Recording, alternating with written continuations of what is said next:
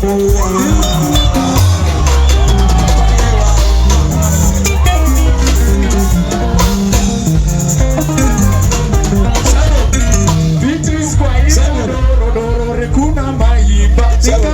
kunamawo amwe doro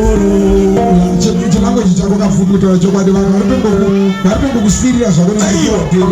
ndopiro chero iwe samone itai zvekutaura ndinyatsonzwa zvakutaura aiwa itai zvekutaura takaita zvekuimba hamusi kunyatsonzwa olright Kapubi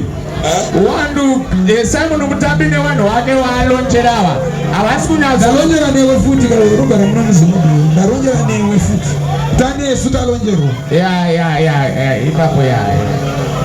alright Kapubi Simon Gazo Kapubi dauti mtaure neshona iko kotaura nechewa unozoona sei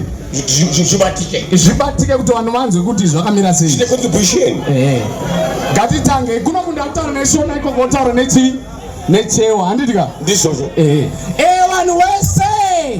vantu vonse inzwai munzwe uko imvani mumve uko ati paseka usipaite doro pasitochibachira samowa doro rekunama imba mowa kumata nyumba Kapubi ngati doro rekunama imba semutati mowa kumata nyumba Kapubi kunama imba semuta kumata nyumba Kapubi kunama semuta kumata Kapubi kunama semuta kumata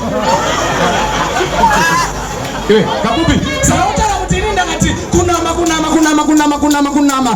kunama pasimana unoti chi kumata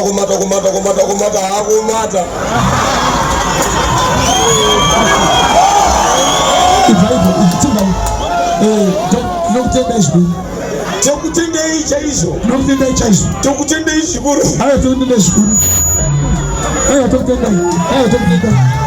tokutendai